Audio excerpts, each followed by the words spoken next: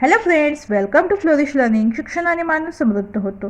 चला तर मग आज आपण ही इयत्ता 10वी गणित भाग 2 मधील महत्त्वाची प्रमेय पाहूया. पाठ पहिला, समरूपता.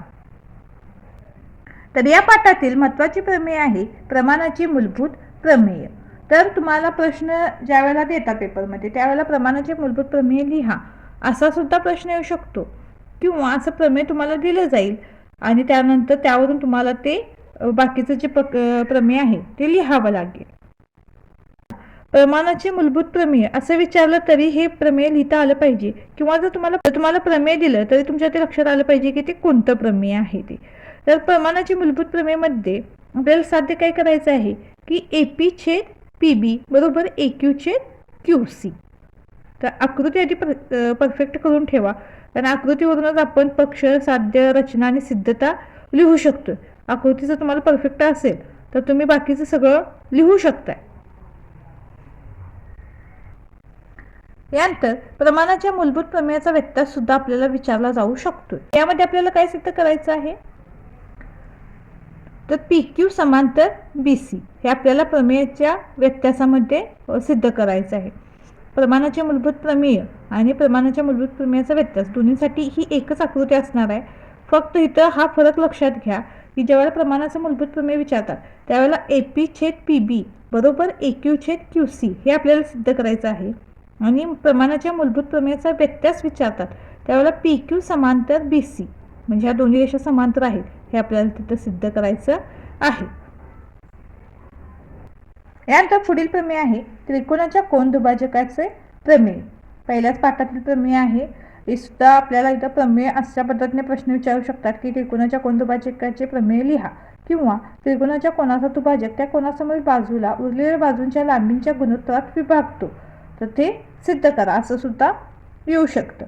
तर तुम्हाला त्याचा जो पॉईंट आहे तो आणि जे प्रमेय आहे ते दोन्ही पाठ असायलाच पाहिजेत आणि सोबत त्याच्या आकृतीही पाठ ठेवा. म्हणजे बाकीचं तुम्ही पक्ष, साध्य, रचना, सिद्धता तुम्हाला बऱ्यापैकी जरी आठवलं तरी बाकीचं तुम्ही आकृतीवरून आणि त्या प्रमेयावरून तुम्ही ते लिहू शकताय. तर हा प्रमेय सुद्धा तुम्ही परफेक्ट करायचा आहे. यानंतर पुढील प्रमेय आहे 3 समांतर रेषा व त्यांच्या छेदिकांचा गुणधर्म. म्हणजे त्याच्यावरचं जे प्रमेय आहे ते. तर प्रमेय काय तिथं 3 समांतर रेषांनी एका छेदिकेवर केलेल्या आंतरछेदांचे गुणोत्तर हे त्या रेषांनी दुसऱ्या कोणत्याही छेदिकेवर केलेल्या आंतरछेदांच्या गुणोत्तरा एवढे असते. म्हणजे इथं आपल्याला काय सिद्ध करायचं आहे तर AB छेद BC बरोबर PQ छेद QR. म्हणजे जसं आपण प्रमाणाचं मूलभूत प्रमेय पाहिलं त्या पद्धतीनेच आहे. फक्त इथं काय आहेत 3 समांतर रेषा दिलेल्या आहेत आणि त्यांच्या छेदिका आहेत. तर त्यावरून आपल्याला AB छेद BC आणि PQ छेद QR हे इथं सिद्ध करून दाखवायचं आहे. तर हे सुद्धा तुम्हाला आकृती पाठ असेल आणि प्रमेय जर पाठ असेल तर तुम्ही त्यावरून बाकीचं सगळं लिहू शकताय. तर हे प्रमेय सुद्धा तुम्ही परफेक्ट करा. यानंतर पुढील प्रमेय आहे समरूप त्रिकोणांच्या क्षेत्रफळांचे प्रमेय. जर 2 त्रिकोण समरूप असतील तर त्यांच्या क्षेत्रफळांचे गुणोत्तर हे त्यांच्या संगत भुजांच्या वर्गांच्या गुणोत्तरा एवढे असते. दोन्ही त्रिकोण समरूप असतील तर त्यांच्या जे क्षेत्रफळांचं गुणोत्तर आहे त्यांच्या संगत भुजांच्या वर्गांच्या गुणोत्तरा एवढं असतं. म्हणजे त्यांच्या संगत भुजा म्हणजे काय होतील, AB ची संगत भुजा काय आहे PQ, BC ची संगत भुजा काय आहे QR आणि AC ची संगत भुजा काय आहे PR. त्या संगत भुजांच्या वर्गांच्या गुणोत्तर एवढं असतं. तर काय सिद्ध करायचं आहे तर एरिया ऑफ त्रिकोण ABC छेद एरिया ऑफ त्रिकोण PQR बरोबर AB चा वर्ग छेद PQ चा वर्ग बरोबर BC चा वर्ग छेद QR चा वर्ग बरोबर AC चा वर्ग छेद PR चा वर्ग. हे आपल्याला इथे यामध्ये सिद्ध करायचं आहे. हे प्रमेय सुद्धा तुम्ही पाठ करा, याच्या आकृत्या सुद्धा बघून ठेवा आणि काय सिद्ध करायचं आहे आपल्याला, साध्य काय करायचं आहे ते सुद्धा इथे समजून घ्या. यानंतर पाठ दुसरा पायथागोरसचे प्रमेय. तर यातील प्रमेय कुठला आहे तर समरूपता आणि काटकोन त्रिकोण. तर प्रमेय काय आहे, काटकोन त्रिकोणात कर्णावर टाकलेल्या शिरोलंबामुळे जे त्रिकोण तयार होतात ते मूळ काटकोन त्रिकोणाशी व परस्परांशी समरूप असतात. तर इथे तयार होणारे कोण एकमेकांशी समरूप आहेत हे आपल्याला तर सिद्ध करायचं आहे. तर साध्यमध्ये काय काय दिले पहा. त्रिकोण ADB हा जो त्रिकोण ADB आहे तो समरूप काय आहे त्रिकोण ABC आहे. यानंतर त्रिकोण BDC समरूप त्रिकोण काय आहे ABC आणि यानंतर त्रिकोण ADB समरूप त्रिकोण BDC. तर आपल्याला हे त्रिकोण एकमेकांशी समरूप आहेत या प्रमेयामध्ये सिद्ध करायचं आहे. पुढील प्रमेय आहे भूमिती मध्याचे प्रमेय. तर यामध्ये आपल्याला पक्ष साध्य रचना काहीच नाही, फक्त इथे सिद्धता दिलेली आहे. तर हे सुद्धा तुम्ही करून ठेवा. 2 किंवा 3 मार्काला हा सुद्धा प्रश्न तुम्हाला विचारला जाऊ शकतो. तर इथे फक्त आपल्याला जो QS आहे तो रेख PS आणि रेख SRचा भूमितीमध्ये आहे हे आपल्याला सिद्ध करायचं आहे. पुढील प्रमेय आहे पायथागोरसचे प्रमेय. तर यामध्ये काटकोन त्रिकोणात कर्णाचा वर्ग हा इतर 2 बाजूंच्या वर्गांच्या बेरजेइतका असतो हे आपलं प्रमेय आहे. तर सिद्ध काय करायचं यामध्ये, तर आपल्याला AC चा जो वर्ग आहे बरोबर AB वर्ग अधिक BC वर्ग या दोन्ही बाजूंच्या वर्गांची बेरीज ही या कर्णाच्या वर्गाच्या बेरजेइतकी असते. तर पायथागोरसचं प्रमेय तुम्ही परफेक्टच पाठ करा. हे परीक्षेत बरेच वेळा विचारलं गेलेलं आहे आणि याचं जे सूत्र आहे ते सुद्धा आपल्याला उदाहरणे सोडवत असताना उपयोगी पडतं. यानंतर पायथागोरसच्या प्रमेयाचा व्यत्यास दिलेला आहे आपल्याला. तर यामध्ये आपल्याला काय सिद्ध करायचं आहे की जो कोन ABC आहे तो 90 अंश आहे हे आपल्याला यामध्ये सिद्ध करायचं आहे. एखाद्या त्रिकोणातील एका बाजूचा वर्ग हा इतर 2 बाजूंच्या वर्गाच्या बेरजेइतका असेल तर तो त्रिकोण काटकोन त्रिकोण असतो. म्हणजे आपण जे प्रमेय पाहिलं पायथागोरसचं त्यावरून आपल्याला इथं तो त्रिकोण 90 अंशाचा आहे हे सिद्ध करायचं आहे. तर हे सुद्धा पायथागोरसच्या प्रमेयाचा व्यत्यास सुद्धा तुम्ही परफेक्ट करा, कारण बऱ्याच वेळेला पायथागोरसच्या प्रमेयाचा व्यत्यास सुद्धा विचारला जातो. पुढील प्रमेय आहे अपोलोनियसचे प्रमेय. तर यामध्ये त्रिकोण ABC मध्ये बिंदू M हा बाजू BCचा मध्यबिंदू असेल. ही बाजू BC जी आहे त्याचा M हा मध्यबिंदू असेल तर AB वर्ग अधिक AC वर्ग बरोबर 2AM वर्ग अधिक 2BM वर्ग हे आपल्याला इथे सिद्ध करून दाखवायचं आहे. याची आकृती आणि हे प्रमेय सुद्धा तुम्ही पाठ करून ठेवा, कारण परीक्षेत कधी कधी डायरेक्ट असं प्रमेय सुद्धा देतात किंवा कधी कधी असं अपोलोनियसचे प्रमेय लिहा असं सुद्धा देतात. तर त्यावेळी तुमच्या लक्षात आलं पाहिजे अपोलोनियसचं प्रमेय काय आहे आणि त्यामध्ये आपल्याला काय सिद्ध करायचं आहे, त्याची आकृती कशी आहे. तर ह्याचा तुम्ही जास्तीत जास्त सराव करा. जितका सराव कराल तितकं तुमचं ते परफेक्ट होईल. यानंतर पाठ 3 वर्तुळ. तर या पाठातील प्रमेय आहे स्पर्शिका त्रिज्या प्रमेय. प्रमेय काय आहे तर वर्तुळाच्या कोणत्याही बिंदूतून जाणारी स्पर्शिका तो बिंदू केंद्राशी जोडणाऱ्या त्रिज्येला लंब असते. इथे आपल्याला ही आकृती दिलेली आहे आणि त्यावरून आपल्याला काय साध्य करायचं आहे की ही जी रेषा L आहे ती लंब त्रिज्या OA आहे. तर इथे तुम्ही ही आकृती हे प्रमेय पाठ करून ठेवा. याची सिद्धता थोडी मोठी आहे पण आकृतीवरून तुम्ही ती लिहू शकताय. तुमच्या शब्दांमध्ये ती लिहिली तरी चालेल. असेल स्पर्शिका त्रिज्या प्रमेयाचा व्यत्यास, जे आपण स्पर्शिका त्रिज्या प्रमेय पाहिलं त्याचा व्यत्यास सुद्धा आपल्याला तर विचारला जाऊ शकतो. त्यामध्ये आपल्याला काय सिद्ध करायचं आहे तर रेषा L ही या त्या वर्तुळाची काय आहे स्पर्शिका आहे हे आपल्याला यामध्ये सिद्ध करायचं आहे. यानंतर पुढील प्रमेय आहे स्पर्शिका खंडाचे प्रमेय.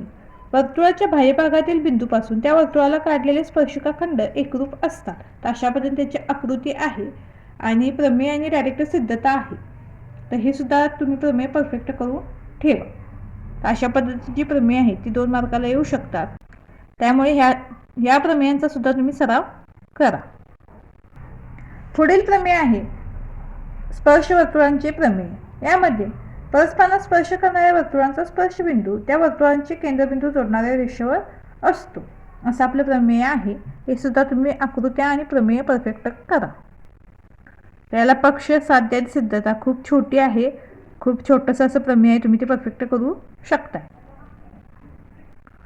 पुढील प्रमेय काय आहे तर एकाच वर्तुळाच्या किंवा एकरूप वर्तुळांच्या एकरूप कंसांच्या संगत जेव्हा एकरूप असतात. तर हे सुद्धा खूप छोटंसं प्रमेय आहे. तर अशी जी प्रमेय ती 2 मार्काला येऊ शकतात, तरी परफेक्ट करून ठेवा. त्यानंतर पुढचं प्रमेय काय आहे एकाच वर्तुळाच्या किंवा एकरूप वर्तुळांच्या एकरूप जीवांचे संगत कंस एकरूपात असतात. तिथं संगत जीवा एकरूप असतात असं सिद्ध करायचं आहे आणि इथं संगत कंस एकरूप असतात असं आपल्याला सिद्ध करायचं आहे. पुढील प्रमेय आहे अंतर्लिखित कोनाचे प्रमेय. वर्तुळात अंतर्लिखित केलेल्या कोनाचे माप त्याने अंतरखंडित केलेल्या कंसाच्या मापाच्या निम्मे असते. तर यामध्ये काय सिद्ध करायचं आहे आपल्याला तर कोन BAC बरोबर 1/2 माप कंस BDC हे आपल्याला यामध्ये सिद्ध करायचं आहे. हे प्रमेय सुद्धा थोडं मोठं आहे पहा, याची सिद्धता मोठी आहे, पण तुम्ही सराव करा परफेक्ट, त्याची सारखं सारखं प्रॅक्टिस करा म्हणजे ते परफेक्ट होईल. हे परीक्षेत याच्या आधीच्या पेपरमध्ये बऱ्याच वेळा विचारलं गेलेलं आहे, त्यामुळे तुम्ही याचा होईल तितका सराव करून ठेवा. पुढील प्रमेय आहे चक्रीय चौकोनाचे प्रमेय. तर चक्रीय चौकोनाचे सम्मुख कोण परस्परांचे पूरक कोण असतात. तर हे जे प्रमेय आहे ते परीक्षेत म्हणजे बऱ्याच वेळा विचारलं गेलेलं आहे. तर हे प्रमेय तुम्ही परफेक्टच करून ठेवा. चक्रीय चौकोनाचे प्रमेय जे आहे ते, याची आकृतीसुद्धा सोपी आहे आणि प्रमेयसुद्धा खूप छोटा आहे. तर हे तुम्ही परफेक्ट करून ठेवा. तर पुढील प्रमेय आहे स्पर्शिका छेदिका कोनाचे प्रमेय. तर यामध्ये सुद्धा आपल्याला 3 आकृत्या दिलेल्या आहेत आणि आपल्याला काय सिद्ध करायचं आहे, तर कोण ABC बरोबर 1/2 मापकंस ADP. तर कोण ABC जो आहे तर बरोबर काय 1/2 मापकंस ADB असं आपल्याला ते सिद्ध करायचं आहे. तर याच्या आकृत्या आणि बाकीची सिद्धता सुद्धा तुम्ही ते परफेक्ट त्याचा सराव करा. पुढील प्रमेय आहे जीवांच्या अंतरछेदनाचे प्रमेय. तर यामध्ये आपल्याला काय सिद्ध करायचं आहे, तर AE गुणिले EB बरोबर CE गुणिले ED हे आपल्याला या आकृतीमध्ये आकृतीवरून हे सिद्ध करायचं आहे. तर हे सुद्धा एक छोटंसं प्रमेय आहे, त्याचा तुम्ही सराव करून ठेवा. पुढील प्रमेय आहे जीवांच्या बाह्य छेदनाचे प्रमेय. तर यामध्ये AE गुणिले EB बरोबर CE गुणिले ED हे आपल्याला इथं सिद्ध करून दाखवायचं आहे. तर आपण जे आता मागील प्रमेय पाहिलं त्या पद्धतीने सिद्ध आहे, पण याची आकृती वेगळी आहे. तर हे सुद्धा प्रमेय तुम्ही याची तयारी करून ठेवा. त्यानंतर पुढील प्रमेय आहे स्पर्शिका छेदिका रेषाखंडांचे प्रमेय. तर याची सुद्धा आकृती आणि तुम्ही बाकीची जी सिद्धता आहे ती पाहू शकता. इथं या आकृतीवरून आपल्याला असं सिद्ध करायचं आहे की EA गुणिले EB बरोबर ETचा वर्ग. तर ही इतकी जी आतापर्यंत जी प्रमेय सांगितलीत याचा सराव करून ही प्रमेय तुम्ही परफेक्टच करून ठेवा.